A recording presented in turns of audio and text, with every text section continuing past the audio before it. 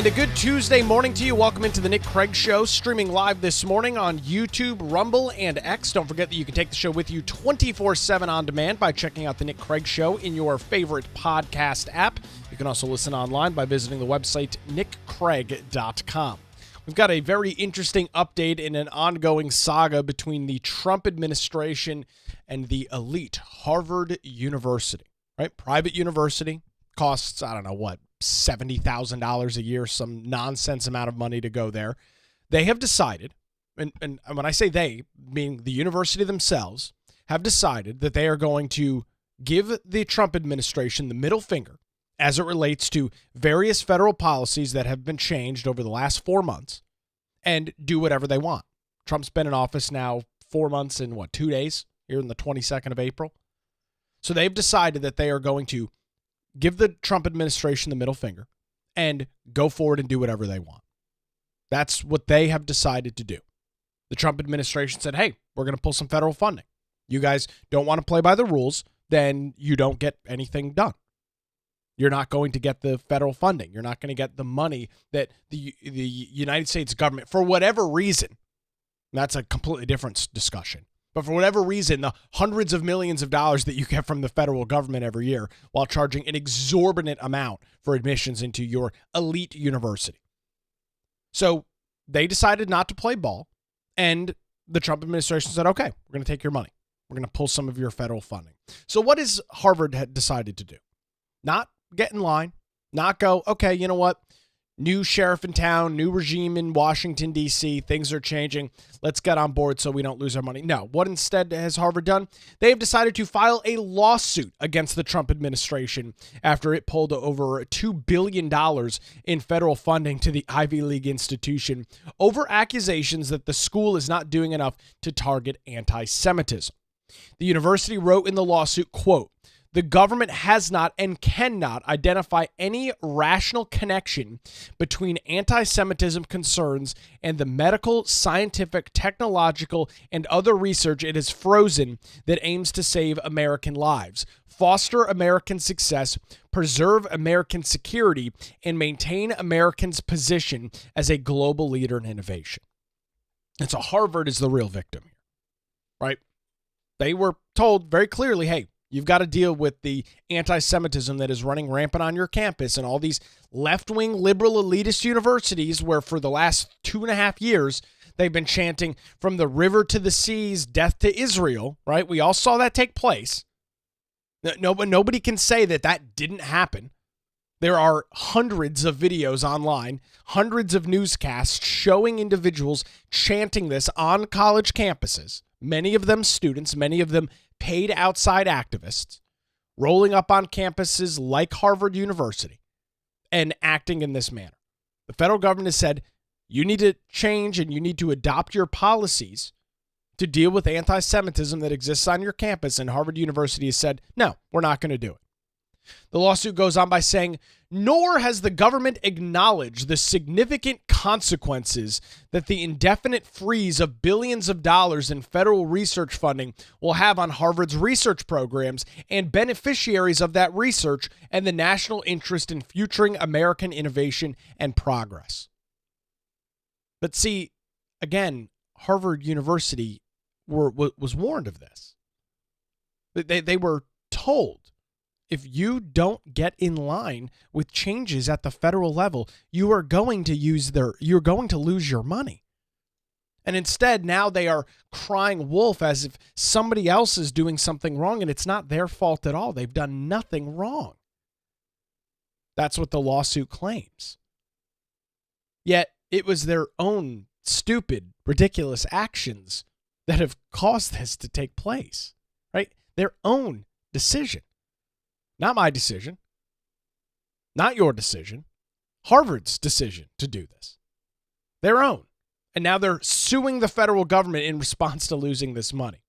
Harvard has continued to reject the Trump administration's demands to make changes in its approach to combating anti-Semitism after initially admitting that they were not doing enough in some of the requests.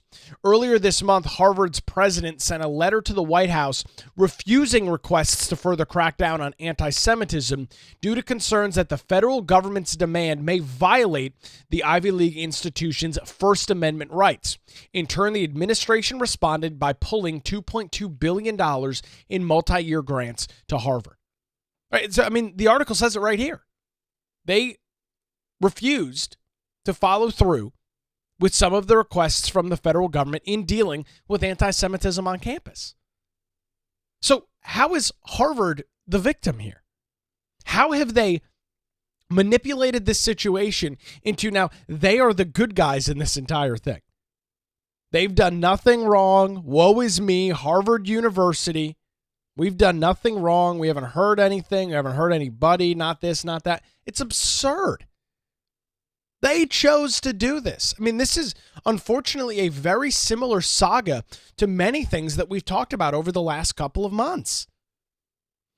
Folks, the discussion and the conversation here is very simple. There is a new administration in Washington, D.C.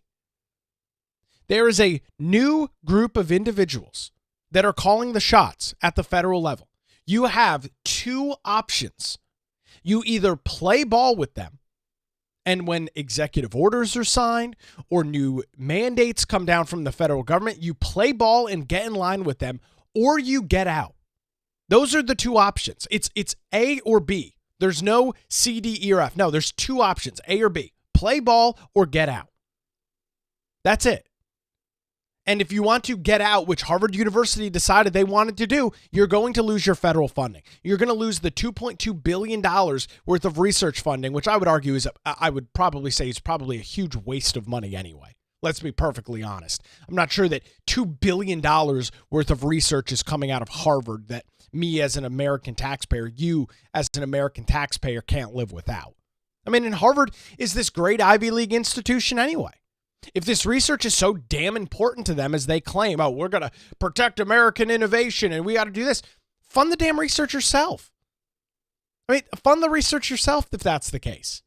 If it's so important and you guys are this moral beacon of American society, then fund the research yourself. You guys have billions of dollars in endowments. Fund the research. Right? What's the issue here? The issue is that individuals are attempting to call the bluff of the administration, right? That's what's going on. And you've seen this from individuals within the federal government. You've seen it from private institutions. You've seen it from foreign countries. Everybody is attempting to call Trump's bluff on whatever he's doing, whatever the administration is doing. And thus far, it's been not a good look for those individuals. Because when the administration is moving forward with something, in the case of dealing with Harvard and the rampant anti-Semitism that exists on their campus, the administration says, change your policies, change the way that you act, and there won't be any problems. Harvard does not want to play ball. Harvard has no interest in getting rid of anti-Semitism on their campus. Right? It's thriving on college campuses like Harvard, and now they're being slapped back down into reality. And instead of changing their ways, what are they doing? Now they're suing the federal government. They are now taking legal prowess against the federal government. And they're doing it with a cadre of individuals that are all in support of it. Senator Elizabeth Warren, Pocahontas as she's known, said that she was, quote, very proud of Harvard University for opposing the Trump administration's demands regarding the school's diversity policies and its response to campus anti-Semitism. So maybe Elizabeth Warren can write you the $2 billion check. That's what it seems like to me. If Elizabeth Warren's all in favor, maybe she should go fundraise for Harvard University. Maybe she can raise a bunch of money and fund all of this phenomenal research that we are supposed to be believing is coming out of Harvard. It's quite shocking to me that all of these colleges, all of these universities don't understand what's going on here.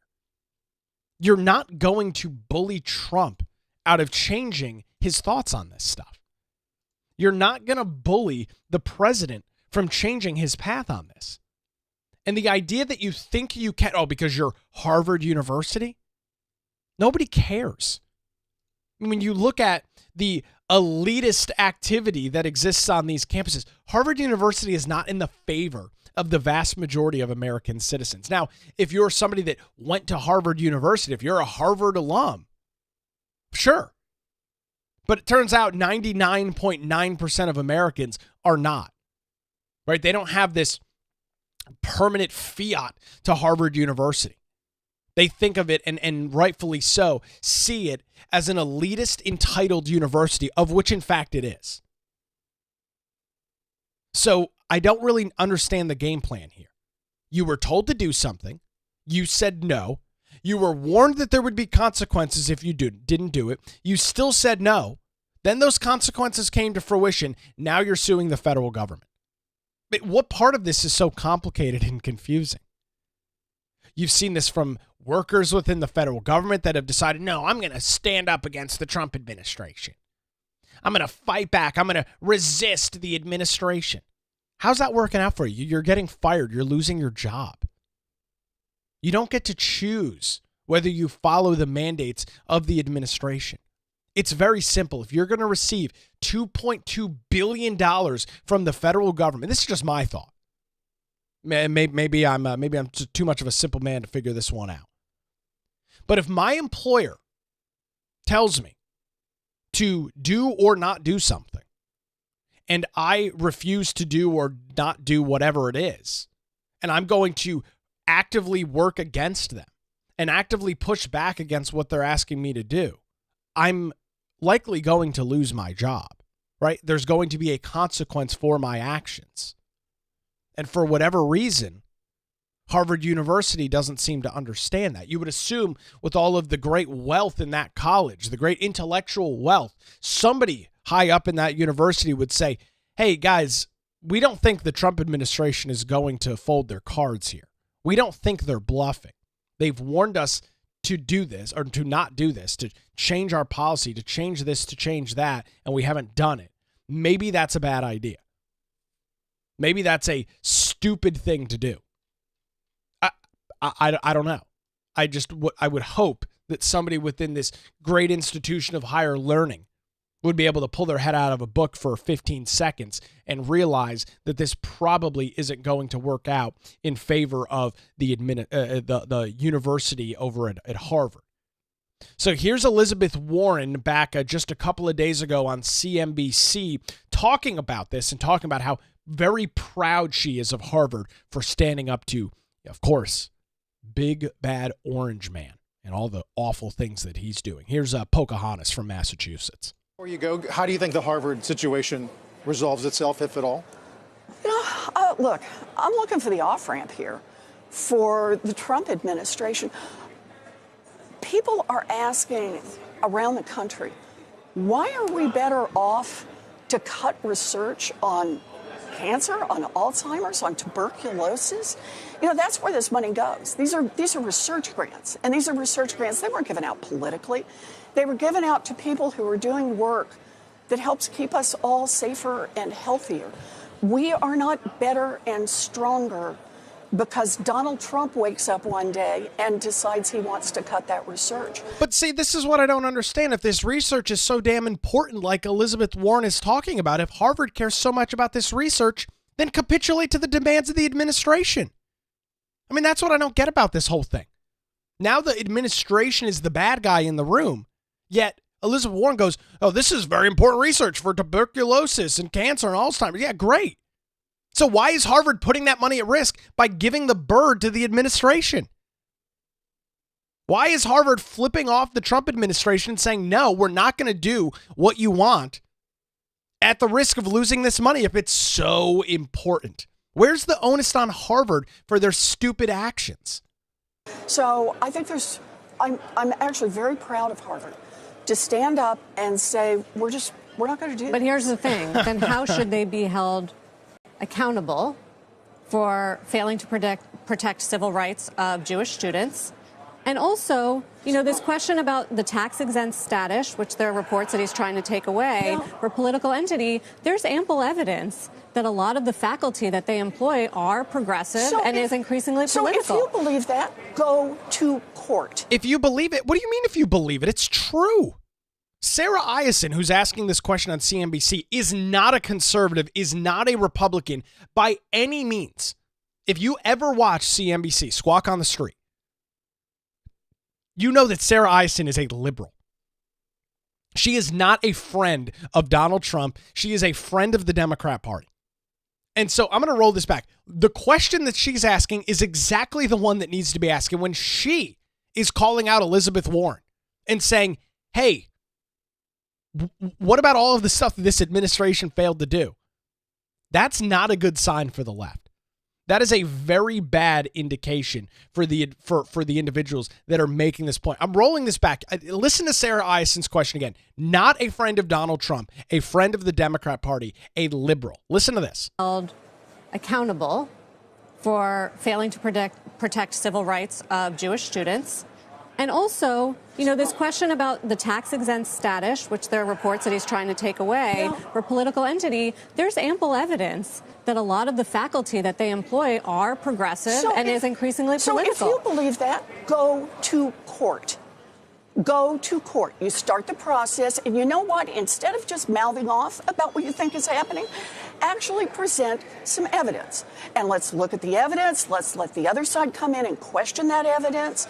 But you don't just get to lip off and say, and therefore the king gets to wave his magic wand and say, off with your head. Doesn't the government determine where federal tax dollars go? And so they're allowed to decide. Do you think they have a big bushel basket of money and they just say, you good looking, you will have money. You not so good looking, you're going to have to go hungry for a while. That's not how it works. No, that's literally exactly how it works. That is exactly how it works. At the discretion of the administration, money is doled out all over the place. There's nothing in the United States Constitution that requires Harvard to receive $2.2 billion worth of research funding. That is not enshrined in law. That is not enshrined in the Constitution. It's not enshrined in the Bill of Rights. It exists nowhere. It is an administrative decision that is made. The money can be given out as quickly as it's taken away. She goes, oh, he's a king. No, he's the president of the United States who gets to determine how federal dollars, in some cases, how federal dollars are administered, what programs are funded, what grants are dealt with. That absolutely is something that the president, aka the administration, has the authority to do, right? The money's not coming out of the president's personal pocketbook. The money's coming out of federal entities and agencies of which this administration has control over, right? That's how our makeup of the government works. When you lose an election like the Democrats did in November because their ideas are awful and unpopular with the American people, new people come in that have different ideas and have different priorities. That's how our government works. That's what happens when Democrats win. That's what happens when Republicans win, right? The priorities of the Bush administration were different than the Obama administration. The ideas of the Obama administration were different than the first Trump administration, right? So federal priorities change. What money is spent on changes. What agencies fund change. Elizabeth Warren, who has spent her entire career in politics, seemingly can't wrap her head around this. I mean, she's always come off as a relatively intelligent individual, but she seems completely baffled by the fact that the administration, who warned Harvard that this money was going to be pulled if they didn't get in line, then had their money pulled. They were warned. This didn't just happen randomly. They were warned that if you don't change your actions and clean up your act, this is what's going to happen. But it's not good enough for old Pocahontas. Just do Con Law 101, and that is Congress writes those laws and allocates that money.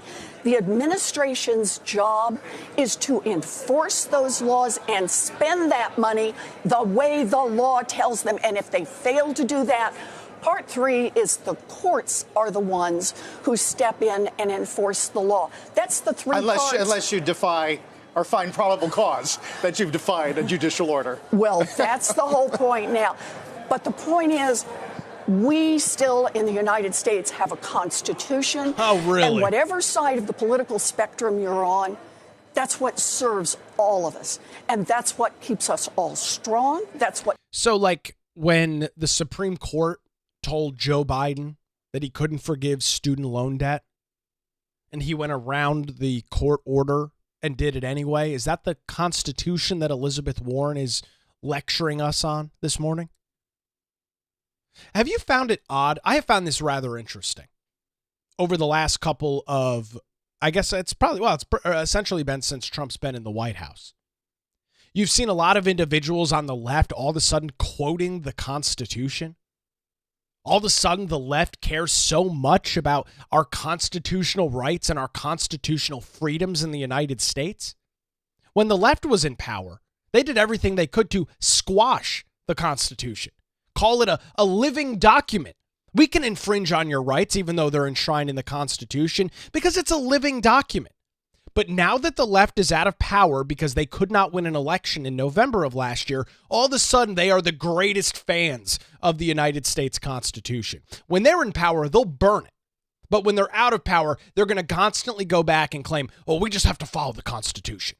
We just have to follow the Constitution. We just got to follow the Constitution. These people are nuts. I mean, they're certifiably insane. We got some comments coming in on Rumble this morning. The left are bona fide wackos. Oh, there you go. Sounds pretty bang on right there as well. Let's get some more constitutional advice from Elizabeth Warren. Let's see what she's got to say. What gives us a chance to build prosperity.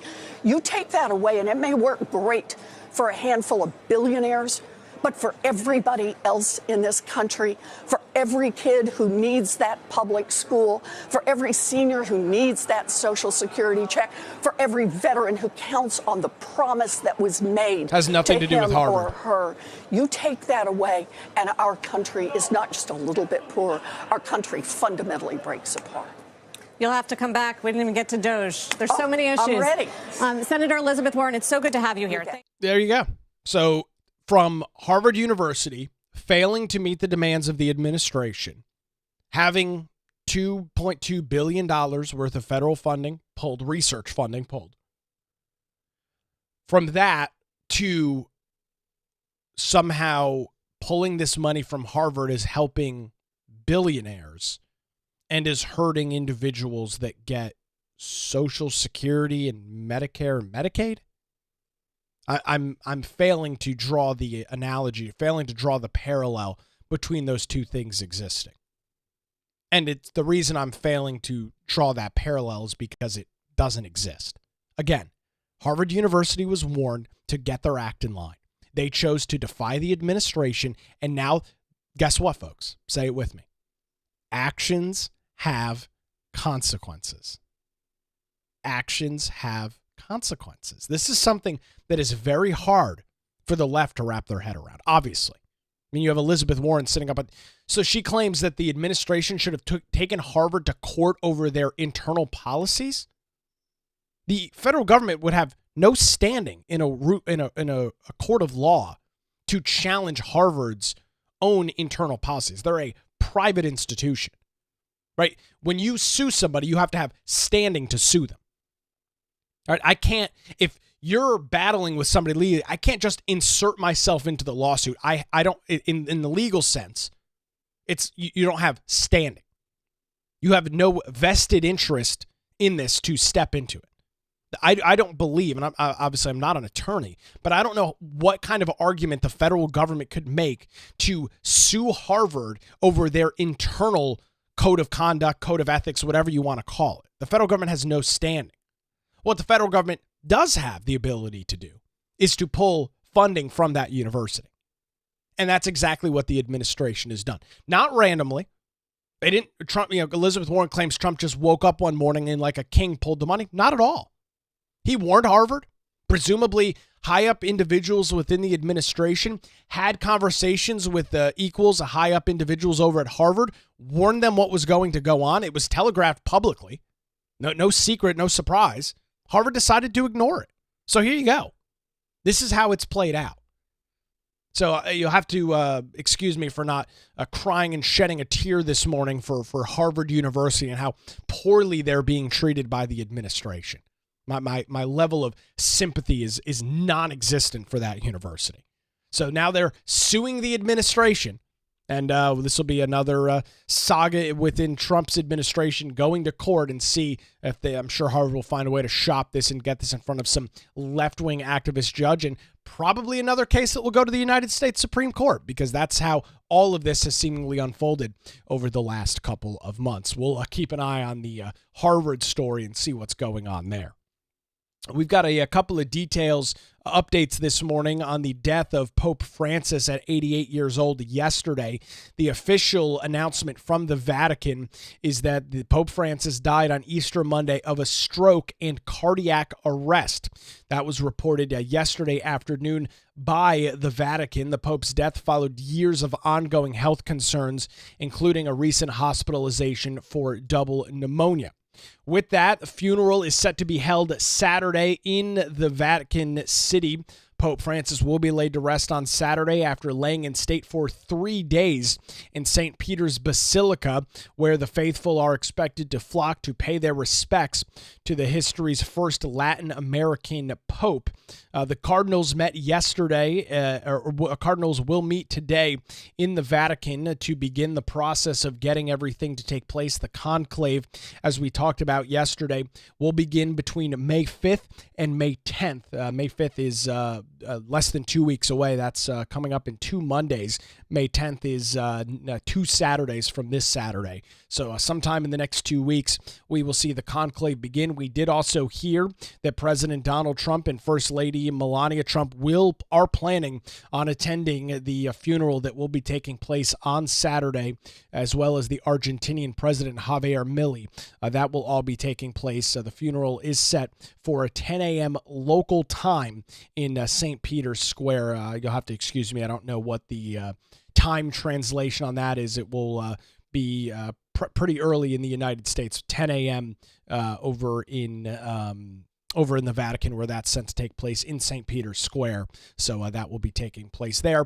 We'll keep an eye on any additional details and watch this very interesting conclave process as it unfolds, and bring you details right here on the Nick Craig Show.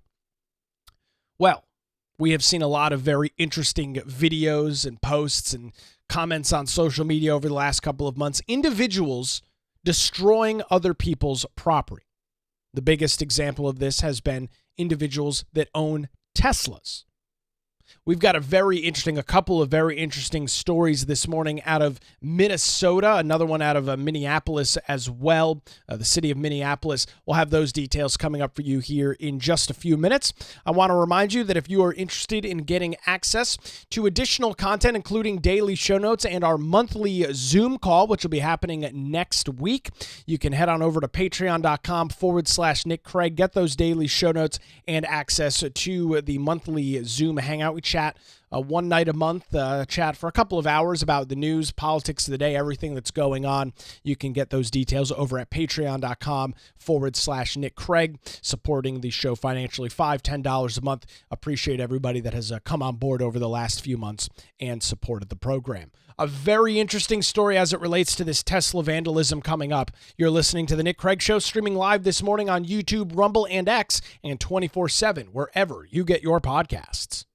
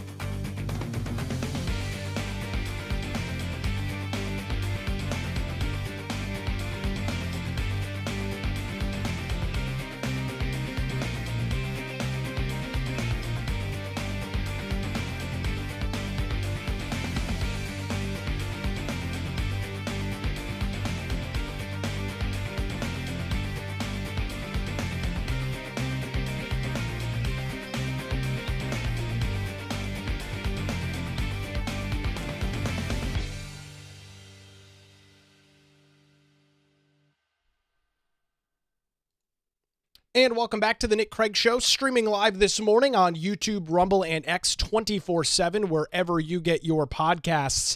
We've got an update this morning on a couple of vandals that decided that they were going to take it upon themselves to destroy individuals' personal property.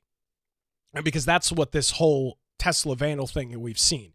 And I think it's important to maybe take a couple of steps back and look at how we got to this situation. Elon Musk, who was the darling of the left in years past, had made an amazing car, the various Tesla models, first starting with the regular sedan, then working into some SUV models and the Cybertruck, all that fun stuff, right? Darling of the left. His cars were amazing. They didn't burn that evil toxic gas that the left is always yelling and screaming about, contributing to climate change, causing the world to spontaneously combust because you're driving your car to work for 6.5 miles a day, and that's going to cause the temperature to rise and the earth to just explode randomly because of global warming. All of that fun stuff that the left cares about. So a bunch of people went out and bought Teslas, many because they were ideologically aligned with saving the environment, as they claim. So they bought a Tesla. Other individuals bought it because they're super cool cars. The technology in them is amazing and super fascinating. And so you've got hundreds of thousands of these things that are now driving around the streets, or you see them pretty frequently now. In my drive, I'd say if I'm driving 5 days a week, maybe 3 of those days, I drive by a Tesla, whether it be a Cybertruck or a Model Y or some other vehicle that Tesla makes. So now you've got all of these cars out in the wild, and now the left, who is completely unhinged from reality, has decided to wage war against Elon Musk, who was their savior and hero, is now public enemy number one, because he has decided to get involved in the administration and has decided that there are serious problems and is leading the Department of Government Efficiency, DOGE. You've heard a lot about that. We've talked a lot about that. So now the left has taken it upon themselves to destroy individuals' private property. That's what this is. Radical progressive leftists have decided, because you made a decision that, by the way, they probably in some cases wanted you to make. You bought the electric vehicle that they wanted you to buy to save the environment. Now they are going to take your personal private property and damage and destroy it. They are going to take the thing that you paid for with your money and destroy that piece of or that personal property. You've seen these videos all over the internet over the last couple of months. Predominantly white women walking by cars, Teslas, and scraping them, scratching them up, keying them, whatever they're doing. Predominantly white liberal women who are the biggest offenders of all of this. So, interestingly enough, I guess these people are too stupid, and I guess it makes sense based on their political ideology. They're too stupid to understand that these cars have like 17 cameras on them. I mean, literally the entire car has cameras all over it. Every square inch of that vehicle has a camera. Yet, for whatever reason, these moron leftists continue to go and destroy these people's property. So now you're getting individuals that are being charged and being criminally prosecuted for their actions, right? The same way that if I went and scratched up somebody's car and was purposely keying cars 3 years ago for whatever reason, because I just wanted to, if caught, I would be criminally charged with vandalism. I would be criminally charged with defacing and destroying somebody's private property, right? That's how this process works. It's not very complicated. You go to somebody's house and break all their windows and smash in their front door, you're going to be charged with something, but because it's not your property. You don't have the authority to go forward and destroy and damage somebody else's property because you disagree with Elon Musk's politics. Now, I know the left sees a straight pipeline there, and they can justify their actions because Orange Man bad and Elon Musk bad, and pretty much everything revolves around that. But in any normal person's head, that's an insane parallel to draw. You hate Elon Musk, therefore you're going to damage somebody's property. It's not Elon's property. It's not his car you're keying. It's some random person that bought a Tesla. Many cases, individuals that are politically aligned with you because you guys were the ones freaking out about global warming and climate change. That's kind of the irony in all of this, right? So here's a pretty concerning headline over at the Minnesota Star Tribune this morning. Suspect in Tesla vandalism spree in Minneapolis to be entered into diversion program and not charged. Why is that happening? Well, because of left-wing prosecutors and left-wing judges. The rule of law continues to be dead in America. The Hennepin County Attorney's Office has decided not to criminally charge a 33-year-old man accused of inflicting $21,000 in damages to 6 Teslas in Minneapolis over a few-day span. Instead, the office will file for Dylan Brian Adams of Minneapolis to be entered into an adult diversion program meant for first-time, low-level offenders. Well, this is another George Soros DA. The Hennepin County Attorney's Office spokesman said, quote, "Our main priorities are to secure restitution for the victims and hold Mr. Adams accountable. As a result, we will file for pre-charge diversion to best facilitate both of those goals. This is an approach taken in many property crime cases and helps to ensure that individuals keep their jobs and can pay restitution, as well as reducing the likelihood of repeat offenses. Criminal prosecution remains a possibility should unlawful behavior continue." So what I take out of this story is that, at least in Hennepin County, if you're in Minneapolis, Minnesota, you have carte blanche to go and damage other people's property. And you're literally going to get a slap on the wrist. All this guy's got to do is go through an adult diversion program, sit through a couple hours of a class, and he's done. Regardless of the crime. Regardless of $21,000 in personal private property damage, the district attorney's office is giving him a slap on the wrist and allowing him to go forward.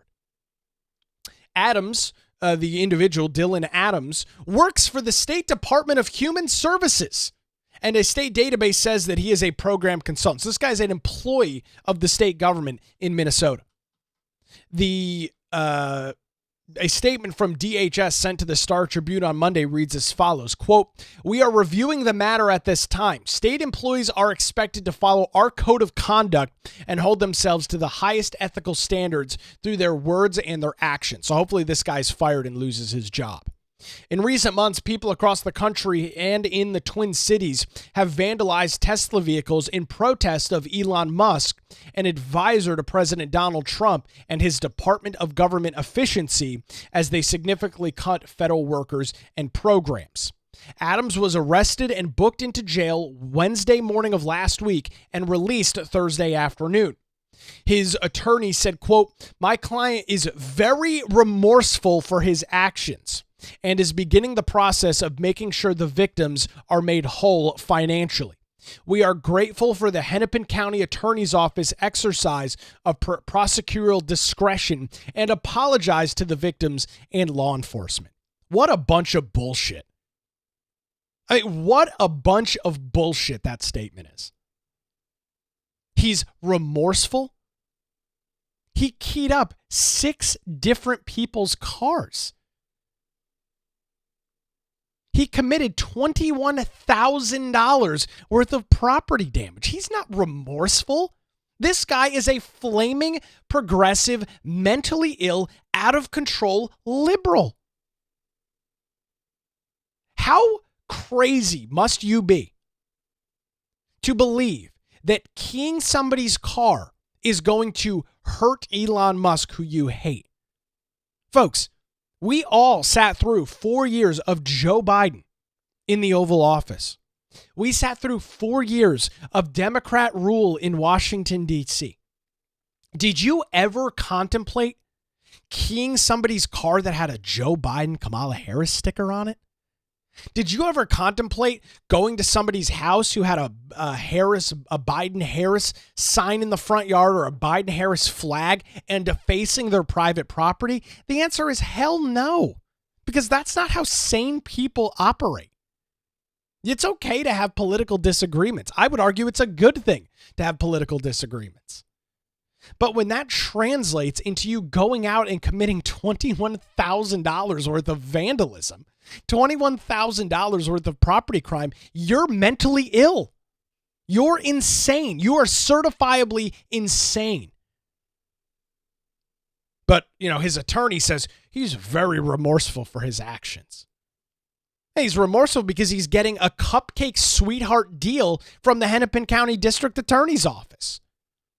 In a statement provided Monday night, the Minneapolis Police Chief, Brian O'Hara, voiced frustrations about Adams not being formally charged. So now you've got the police department chiming in. Quote, "The Minneapolis Police Department did its job," said the police chief. "It identified and investigated a crime trend, identified and arrested a suspect, and presented a case to the Hennepin County Attorney's Office for consideration of charges.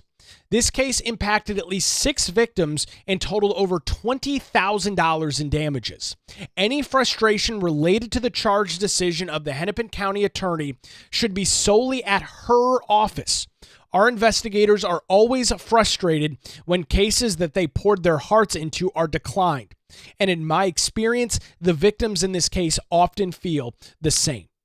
The estimated damages to the Teslas that Adams allegedly keyed ranged from about $1,600 on one car to over $10,000 on another, according to police.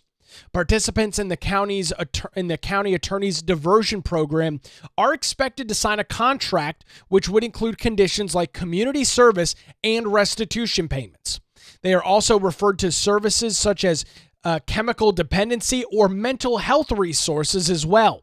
Part of the goal with the diversion is to reduce costs in the criminal justice system and the number of repeat offenders. This guy needs to be thrown in jail. And that's what needs to happen.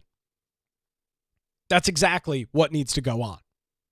A news conference last week, police showed car camera videos from 4 of the incidents. The footage showed a man approaching each vehicle and scraping it with a key. In 3 of the 4 videos, he was walking a dog, and in some of the videos, it appeared the man was writing something on the cars. Christine Van Hook, the owner of one of the vandalized Teslas, said she and her husband thought some of these scribblings looked like a failed attempt at a swastika, which would be very on brand with the left. Very on brand with the left. Vanderhook said that she bought her car before Musk assumed his advisory role and had a sticker on her car indicating her family did not support the Trump administration. Isn't that great? She bought the car because she was told by the left you have to buy a Tesla to save the environment. She put a freaking sticker on her Tesla to say, "I don't support the administration," yet this out-of-control, mentally insane leftist lunatic keyed her car anyway. It's unimaginable. Unreal. But this is what's going on. And in Hennepin County, city of Minneapolis, Minnesota, what's going on there? You've got a left-wing prosecutor, a left-wing district attorney in the Hennepin County Sheriff's Office that is giving this individual a slap on the wrist. Giving this individual the opportunity to walk away scot-free and not actually face actions for their consequences. And here's the look at the public defender. She is a Democrat. She has been a Democrat. She was appointed to various offices by Democrats in Hennepin County. She is a George Soros DA. And I know the left loves to foam at the mouth every time Republicans talk about Soros. But folks, these are the examples, right? When we talk about left-wing prosecutors, left-wing district attorneys being put into these positions, this is the result. This is what we're talking about. The rule of law does not matter to these people. If you were a Republican in Hennepin County and did $21,000 worth of damage to somebody's house who had a Joe Biden flag on it, I can guarantee you a diversion program would not be requested by the prosecutor's office. I can guarantee you that you would not be sent to a diversion program. You would be criminally prosecuted and potentially face jail time. Now, if you're a first-time offender, maybe not, but it would be it would be a discussion. It would be on the table. But because this individual, who is a flaming mentally ill leftist, committed these actions, and we know that these Soros DAs are not hard on crime. We know that these Soros DAs don't care about the rule of law. They don't care about individuals breaking laws as long as they're on their same team. May I remind you the summer of love in 2020? Right, when you were told you can't leave your house due to COVID-19, it's magically you're going to open up your front door and die from COVID. Yet in cities all across America, you had left-wing agitators and protesters destroying cities, firebombing buildings, flipping over cars, assaulting law enforcement. That was okay. How many of those individuals ended up getting charged? How many bricks went through glass windows in downtown Raleigh? How many of those people were charged? What were they looking at for their criminal prosecution? Meanwhile, you're a gym owner in North Carolina during COVID under Democrat Governor Roy Cooper, and you're thrown in jail. You're arrested by police for opening up your gym. That illegal. Committing violence in the streets over George Floyd, that's okay. That's totally acceptable, right? Because whatever sort of racial justice these morons were looking for is justified by flipping over cars, burning cities to the ground. All good to go. Totally above board, totally normal. It's insane. Aqua Blue points out a comment in our Rumble chat this morning. Someone praying on a sidewalk near an abortion clinic gets jail time. Exactly, Aqua Blue. Great comment. You are pro-life and you are voicing your opinion, jail. But, just scratching up 6 Teslas because you're an insane leftist. Nah, that's totally good. That's totally fine. No problems there at all. This guy also, is an employee of the state. Look at this guy. Look at this guy. This is the individual at charge. Look at his mugshot. How brave. What's he wearing? A Golden State Warriors jersey? Keying somebody's car because he disagrees with Elon Musk? This guy's the quintessential definition of what's wrong with the left. But see, he's getting a slap on the wrist. And this is the issue as we deal with rule of law, right? As we talk about dealing with the rule of law and talking about individuals being held responsible for their actions. When you've got these left-wing district attorneys that allow this lawlessness to continue, what happens? Well, the crimes continue to get committed.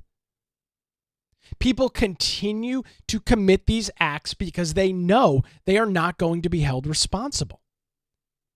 Individuals will now go out and key more of these cars because there's no real consequences, right? That's the biggest issue when you start deciding whether you're going to hold people responsible for the actions they commit. The same way that when you don't enforce immigration laws, people come across the country. Look at how brave this guy is.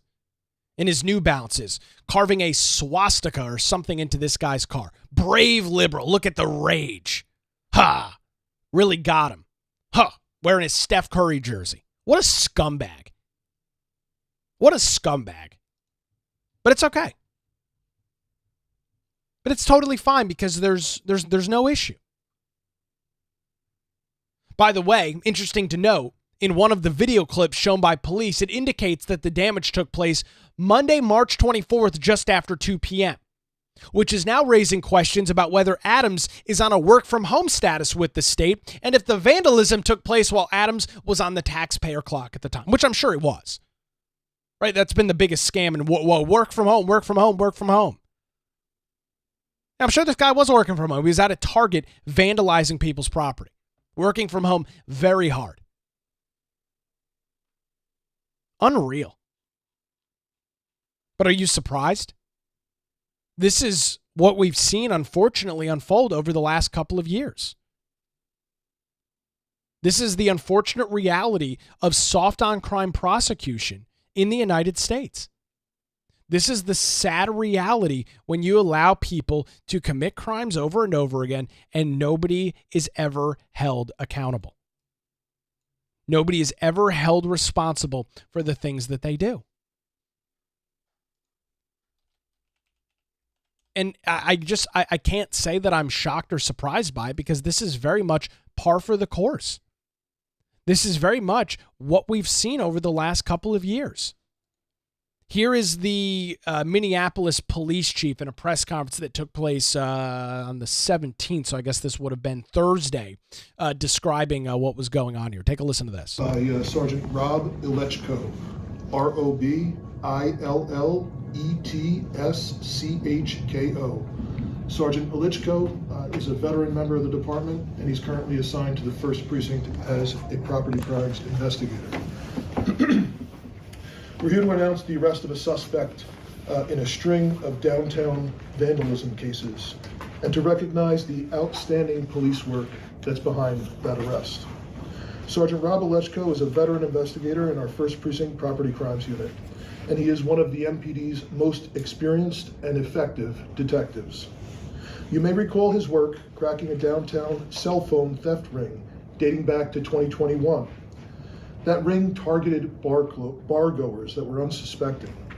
The suspects in that case stole cell phones and then used the information on those phones to drain people's bank accounts and to rack up tens of thousands of dollars in credit card purchases. Thanks to Sergeant Ilechko's efforts, his investigations shut down that theft ring with international ties, which eventually led to Apple making changes to its global iPhone security practices. In this latest investigation into damaged Tesla vehicles, Sergeant Ilechko helped identify and arrest a suspect caught on camera keying multiple Teslas, causing thousands of dollars in damage. In each case, and each of the 6 cases that we know of, was felony level of damage. Felony level damage. This guy's not going to be prosecuted at all? Committed 6 different felonies? Right, because property crime up to a certain point is a misdemeanor. But once it reaches a certain level, it becomes a felony. This guy's not even going to be prosecuted. This is what the left wants. You know, Trump ran on one of his big issues was unfair and unjust prosecution in the United States, and how the legal system is targeting political foes of the left and admonishing crimes committed by individuals that are politically and ideologically aligned with Democrats. He ran on that. He talked about it constantly. And here is the example of it unfolding in real time. So I'm curious, this has gotten some pretty big national news since it was announced yesterday that the Hennepin County Attorney's Office was not going to file criminal charges. I wonder if there's going to be enough outrage that they end up reversing course on this. I'm curious if that's what's going to happen here. I'm going to keep a very close eye on it. We'll let you know if there's any additional details as it relates to this story, but just a wild one. And this is the result of George Soros-funded soft-on-crime DAs in major Democrat cities like Minneapolis, which is a textbook definition of an out-of-control leftist progressive hellhole. Plain and simple. Crime out of control, vandalism out of control, nobody ever held accountable for it. There you go, Democrats. Right? These are the cities that you guys want. These are your shining stars, your northern stars that you're following. This is the example that you're setting. And we wonder why the Democrats can't win elections. We wonder why the Democrats have fallen out of favor with the American public. Maybe it's because of stories like this, where there's a guy on video while he's apparently working for the state, working in the Department of Health and Human Services in the state of Minnesota, while he's on the clock, 2 o'clock in the afternoon, going to Target and keying somebody's car. Maybe that's why you guys can't win elections. I don't know. I mean, don't take any advice from me. What do I know? What am I talking about? Unreal. Well, that's going to do it for a Tuesday edition of the Nick Craig Show, streaming live this morning on YouTube, Rumble, and X, and 24/7 wherever you get your podcasts. Coming up tomorrow morning, we will do a deep dive into the New Hanover County budget proposal, a budget work session taking place yesterday. I'll have all the details, audio, and video from that coming up. Thanks for joining us this morning. We're back tomorrow morning live and 24/7 wherever you get your podcasts.